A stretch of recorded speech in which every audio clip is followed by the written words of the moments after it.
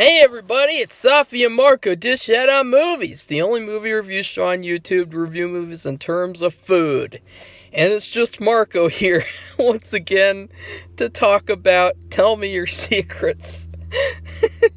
Season 1, Episode 10, The Dead Come Back. And now, wow, okay. Come to Jesus, baby!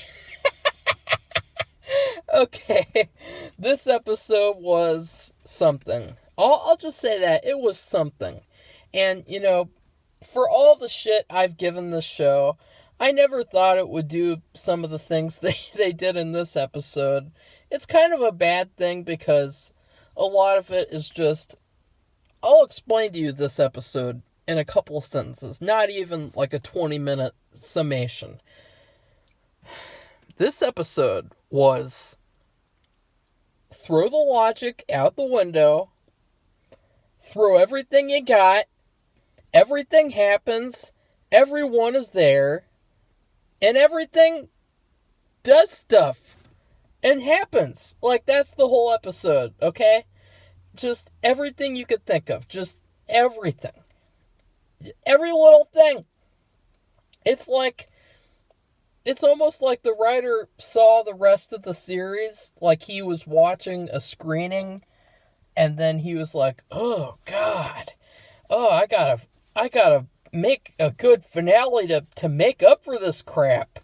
And then he wrote this finale, and, not that it was good, but that it was like, it was full of stuff that happens. And he was like, okay, I just gotta put everything in there, everything I could think of. I gotta throw that character in there. Oh, that twist. Oh, twist. This episode was just one giant twist. And it's a good thing and a bad thing because it was entertaining, kinda. It just feels against everything the show is built up to, honestly. It feels like one giant FU to the people watching. It is just basically one long trailer for season 2. Like, the only even the stuff that happens at the beginning, like the stuff where it's like, okay, this is like what happens in a finale, all of that stuff is subverted and basically turned into a trailer for season 2. And, yeah, wow. This managed to be a bigger WTF than Twin Peaks The Return, episode 18. That's how much of a WTF it is. And, in terms of the stuff that I liked, I was entertained by the episode. I didn't think it was like just the whole episode like some other episodes. And I just had fun with it. I went in with very low expectations, and I'm not going to let that be biased to make me give this like a B+ grade because, I was entertained because I had really low expectations. No, this doesn't get a pass, unfortunately, because I could see, the actors, they must have had fun, and it looked like a bunch of fun. Like, this just looks like a party. Like, just a party of just all these different actors having their little moment and having their little scene together. And for that, I say, I hope they have fun shooting it. And I hope that they get to do more in the future, even though it's shit. And it'll probably continue being shit because they I have no idea what just happened. It was like getting hit with a flashbang. Like, someone just throws a flashbang in your face, and everything just goes bing! Just the whole area goes white, and you're just like, oh my God, what's happening? Like, it's a spectacle of trash. It's a spectacle of stories that don't really make sense just happening so that this finale can be a finale type episode. And I'll give you And also, it really felt like another agenda episode. There were a couple of agendas, and even the parts where they made the women into villains, it just seemed like, okay, they're going to have an excuse, and they did have excuses. And to start off, you got Teresa, the cold-blooded killer, who was actually the real boss of things. And she has, and of course, Emma gives the excuse of, she was on the swim team and she didn't want to be on the swim team, and then the coach is a molester. And so, you have that old sort of cliche where if someone is sexually abused, that automatically means they're going to turn into a cold-blooded killer. And it just, it's embarrassing. It's cringeworthy. And so that's her excuse for being a serial killer, is that she was abused and she was on a swim team that she didn't want to be on. And obviously, I thought that... Uh-oh. One second, everybody. And so back to what I was saying. So she has her little excuse, of course, because that's sort of a tradition in feminazi things, is that the female characters will get excuses for whatever bad things they do. And whereas the male characters don't get any excuses. For instance, Peter, number 1. He's revealed to be a bad guy working for Body Lord. And I don't know if his name is pronounced Body or not, but I just want to call him Body Lord because it sounds funnier.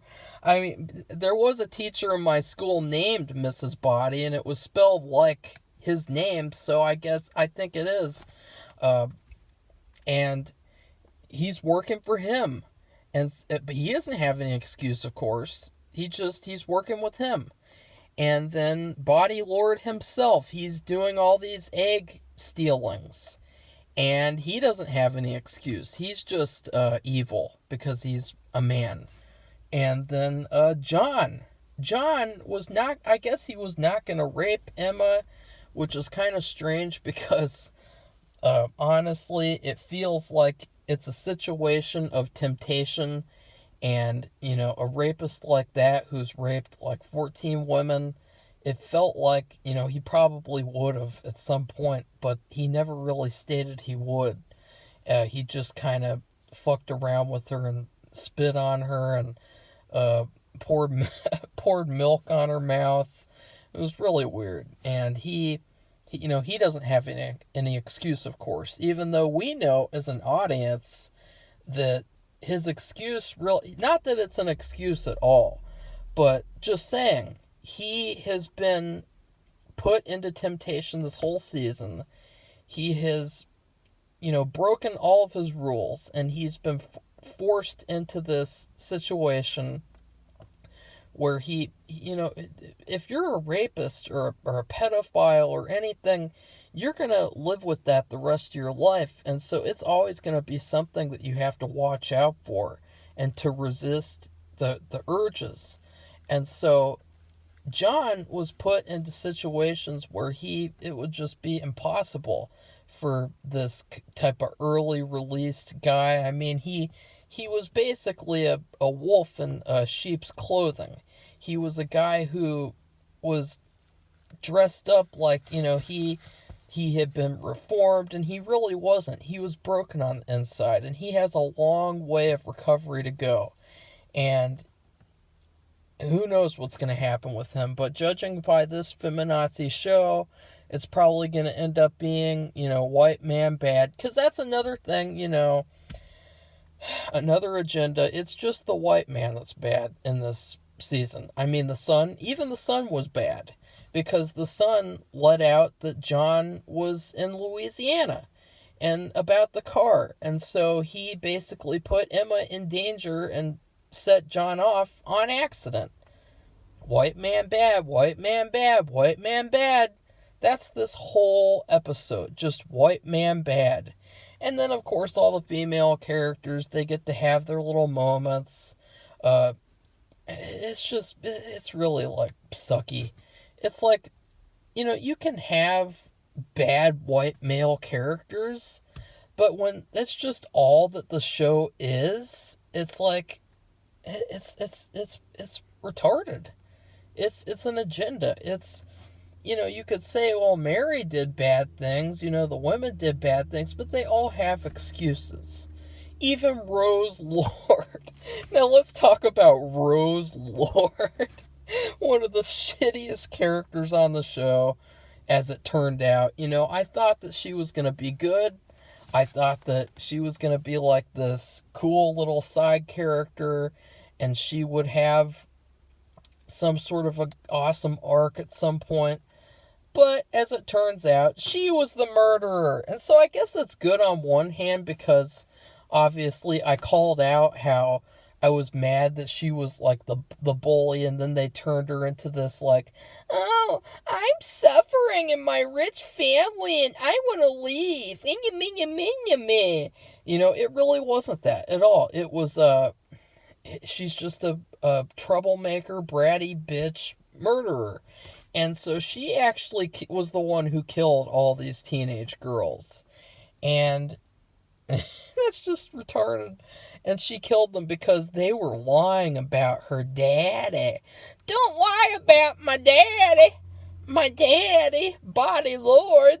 Don't say nothing about my daddy, or else I'm gonna drown your face in shrimp and grits. That's basically her story the whole season. And, I kind of, I'm not going to give it any credit, because it was entertaining. It was unexpected. It was just like another moment. And then, of course, she finds out that the lies are true in like 1 second. Like, it doesn't even take long. It takes like 1 second. And then, of course, Abel is alive. I guess Abel is the only good white male character. But he's sort of like a monster who like, he's just like a character who's just living alone, and he's like I don't know, like, they don't explain anything at all about him. And there's a lot of like lapses in logic in this episode, like how they killed John. And that really pissed me off at first, because it reminded me of The Last of Us 2 again. Because Mary sees Emma, and she's like, oh my god, the horror. And then they have like this heart-to-heart, and it's just so cringeworthy. And then they have this little yelling match, and there's all this crap that happens. And just basically the message, and then I will say, then John comes back, and I was glad that he came back, and I was cheering. I was like, yay! Let's go, John! Let's go, John! Redeem yourself already. Let's see more of your character, since you're supposed to be one of the protagonists. And it was like he was turned into the villain, though. And I really don't understand the logic and the writing of, like, okay, you have 3 main characters, let's make one of them the villain this season. And then at the end he comes back. Like, it's so stupid. It could work in some cases. Like, I think in Teen Wolf, you could say that Derek was kind of the villain of the first season a little bit.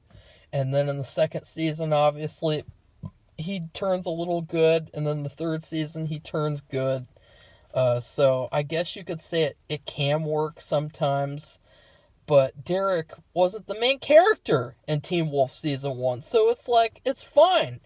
John was literally marketed as one of the 3 main characters. You don't make one of your main characters a villain and have them be like this evil person without there being like some sort of redemption, some sort of like little thing. Because if he's in season 2, what's going to happen? Is he just going to be the boogeyman for the rest of the series? Is he just going to be like this guy who, he catches up with them, and then they think they kill him, and then he comes back like a slasher villain? That's not good. There was this great scene, though, where Body Lord was going to kill Emma, and he's like, come to Jesus, baby! And then John jumps out from the back, and he's like, no, you come to Jesus, baby! And then it's just... And then that scene ended. And obviously, we know he's not going to kill Body Lord. Body Lord is going to have him work for him. He's going to have him, spare him. It's very predictable type of crap, cliche crap. I give this episode an F minus. And the reason is simply because there was just, it was a clusterfuck. It was a clusterfuck of nonsense. It was not satisfying at all. I mean, that's another thing. This episode was just stuff happening, and none of it was satisfying. It was all just... It was like someone puking all over you. Just puking, like... all over you. And that's what you're supposed to like. No, I don't like it. And then some other stuff happens. I'm not going to explain everything because I know that gets old and I don't really like that as a review. It's just when you have like such a plot-heavy show, it's kind of hard not to do something like that because it's the nature of plot-heavy shows. Overall, I would say that this season, for all the bad that it had, I enjoyed some of it. I thought that it had a lot of potential. And honestly, if it had good writers, wink, wink, and it had good directors, wink, wink, then it would actually be a really good show. And not to say anything about myself at all, but just as a writer myself, I could just see the potential all over it. It was like it was like a shark seeing a naked girl in the middle of the ocean, and she's stranded out in the middle of the ocean, and just, having that golden opportunity right there in front of you, and the fact that you fucked that up, it's sad because, you have the makings of a great show, and you have the makings of, like, all these great characters. I mean, even though the stuff wasn't satisfying, I could see these characters, even though they did stupid things and it was disappointing, they could be great characters with the right writing and the right storytelling. And so it's just sad, honestly, looking at it and just seeing all the potential lost. And so I actually had a food rating planned the whole season. It just came to me. I don't know how it came to me. It just appeared right there. And it was good too because with Your Honor, I actually dreamed the ending before I saw it. With this one, I didn't, because I would never dream up of anything as stupid as this. And so I don't know what I was thinking saying that, but I don't know why I said that. I was just thinking out loud, kind of. This was just one giant disappointment and one giant loss of potential. But the food rating that I had in mind, that's the thing that I had in mind, I guess I mean. That's the thing that I pictured the whole season. This season turned out to be a sad bowl of cream of wheat. And, that's just all these bland people with their bland, boring stories that just turn out to be a clusterfuck at the end. They're still bland because they're not well told. The stories are not well told. They're not well developed. They're rushed. A lot of them are rushed, too. Like, these character arcs are so rushed. I mean, you have Mary and Emma fighting. They're yelling at each other. And then we cut. And there's all of a sudden outside on the dock talking. And with this beautiful sunset. And they're calm. And it's like, what just happened? We just cut from one extreme to another. That doesn't make sense. And so, but I would have this bowl of cream of wheat, and there's this giant piece of fudge chocolate cake just smacked inside of the cream of wheat bowl. And that piece of cake represents what the show could be. So you have this cream of wheat, and it's like, this is what we got. But you have that potential on top of, like, you got John, he was fantastic. The girl who played Emma, she was really good. It's just that her stories were trash and that her character arc was trash. Uh, and it was very predictable, too. Mary, she's trash. She's just straight up garbage. But at least with her, once again, potential. Everything. Potential, potential, potential, potential. It's all just in this piece of chocolate cake that you could have, but it's like, I'm just going to take that piece of cake off of the cream of wheat and eat the cream of wheat and then put the chocolate cake in the refrigerator for another day. And that chocolate cake represents what the show could have been. So, SAG cream of wheat, it is. And Safi will be commentating over the entire season if she binges it this Friday. And what? It's going to be torture. I mean, for all the twists and turns, she's going to probably... I mean, I told her she was going to do that, and she literally was just petrified in fear. And she put, like, her hands on her face and did the Home Alone Kevin face. I'm not kidding. She legitimately did that. And it was really funny. I should have taken a picture and put that in the thumbnail.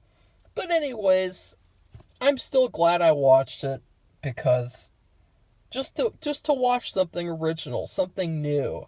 It was fun to do that for once and not watch another, by the book, blockbuster, feminazi agenda movie, superhero movie.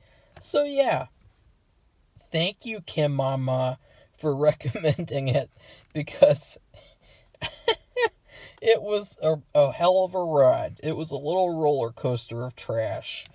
So if you guys like this video, please give it a thumbs up, comment, tell me what you thought of the finale, because I could understand if you enjoyed it. I would give it a B+ just for the enjoyment factor of just seeing all this trash. But yeah.